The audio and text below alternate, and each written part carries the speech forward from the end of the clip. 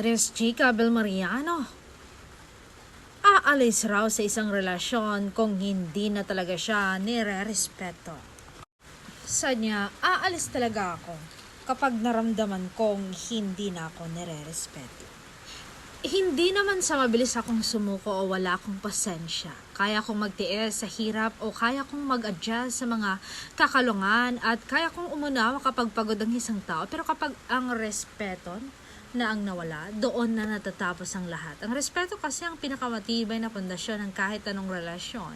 Magkaibigan man, magkapareho, magkasama, kapag gumuho iyon, wala nang rason para manatili. And hindi ko kailangang sumigaw o makipagtalo o gumawa ng eksena para lang patunayan ang halaga ko. Kung umabot sa punto na kailangan ko pang ipagmakaawa ang simpleng paggalang na karapat-dapat naman para sa akin, mas pipiliin ko na lang tumahimik, tumalikod at maglakad palayo. May sapat akong pagmamahal sa sarili ko para malaman kung kailan ko dapat isara ang pinto. Hindi ito kawalan ng pagpapahalaga sa pinagsamahan.